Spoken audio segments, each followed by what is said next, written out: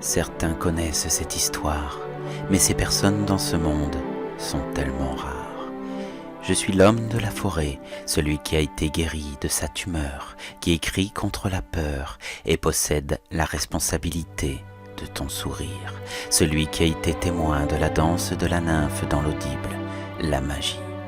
J'entre dans la chambre noire, je m'installe dans le fauteuil du gardien, je ne prends pas la plume tout de suite, je ferme les yeux et je sonde mes ressentis.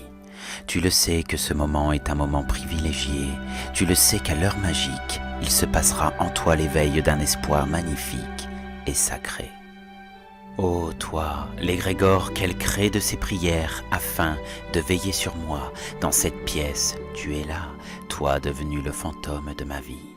Tu ressources l'énergie de ma voix, de notre royaume, tu en es le roi.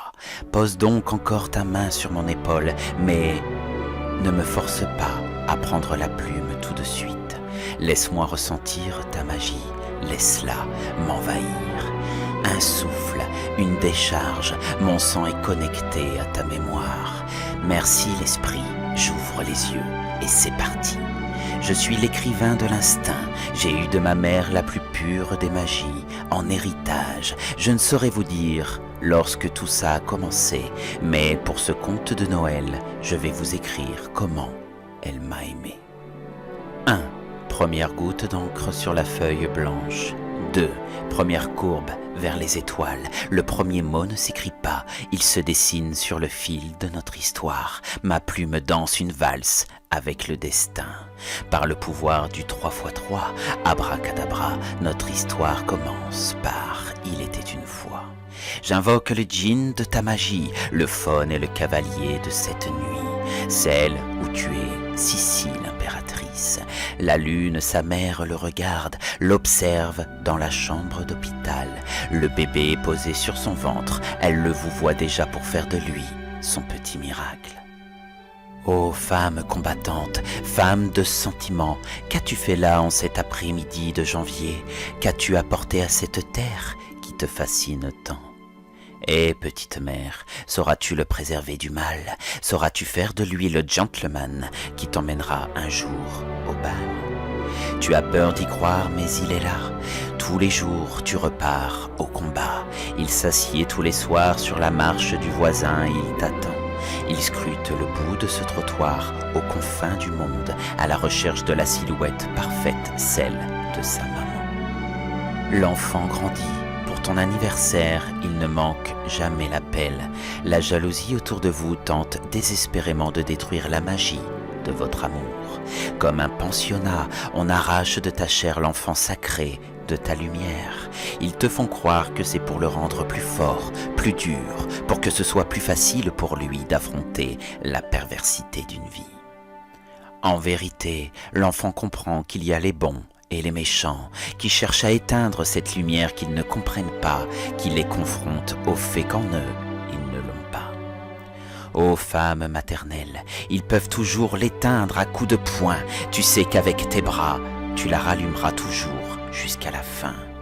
Étude, examen, formatage, tu lui prépares son plat de pâtes et le temps d'un épisode d'un foyer cocon au cœur d'une prairie, tu lui insuffles à leur insu la magie de tes propres ancêtres, la magie de ton sang, tu lui inculques en secret ton propre programme.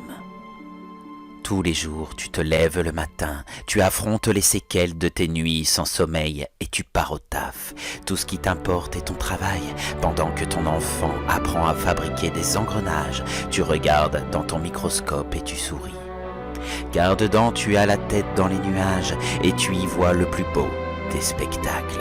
Avec fierté, comme une chercheuse, tu te mets à imaginer, contempler les fruits magiques de votre travail. Femme de l'Est, tu as le regard dans les nuages, tu te dis que malgré tout, ton petit bonhomme est le plus brave.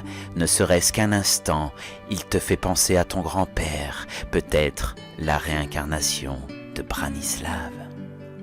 Le temps passe vite, petite mère, malgré les épreuves, malgré la peur et le doute de voir sa magie s'éteindre, tu décores encore le sapin de vos Noëls. Tu le savais qu'à l'intérieur de toi, lorsqu'il te regardait, il y avait un secret que vous seuls votre nez. Malgré les finances et toutes ces stratégies qui te font perdre le fil, par ton esprit, en cet instant encore, tu lui décroches la lune et par magie, il dépose la plus belle des étoiles en haut de votre sapin. Nous sommes en décembre 2020, le petit homme te rend hommage. Pour toi, femme de courage, il s'est trouvé une de tes semblables pour conserver la beauté magique de tout ton travail. Qui sait, les plus belles histoires sont celles que l'on écrit. Il suffit juste, par ces mots, s'en montrer digne. Tu as le casque sur tes oreilles, tu écoutes sa voix, tu t'imagines qu'il est à côté de toi et que, de ses bras, il t'embrasse. Même lorsque tu seras loin d'ici, il écrira encore les sillages de ta vie. Il te réservera toujours la seconde après minuit.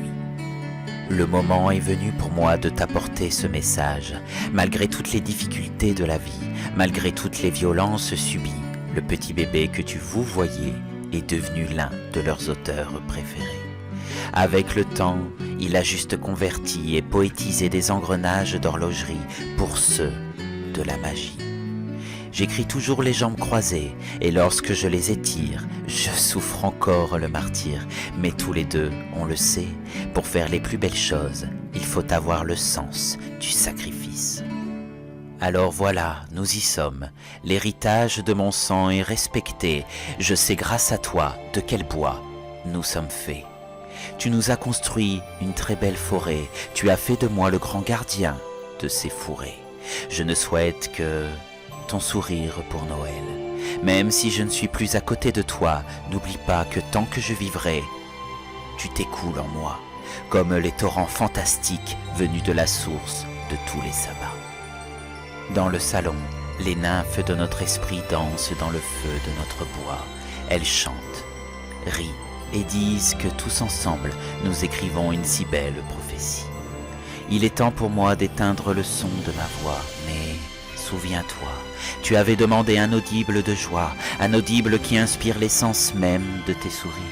Eh bien, il suffisait juste que je t'écrive. Et quel cadeau de Noël peut-il y avoir de plus beau que celui de ta magie? Le trésor de joie que l'on trouve dans la reconnaissance et l'amour d'un fils. Encore en cette nuit, avec la force de mon esprit, je dépose l'étoile de nos Noëls, l'étoile de notre magie. Alors avec cet audible, je te souhaite un joyeux Noël, maman, mais pas n'importe lequel, celui des Antonovitch.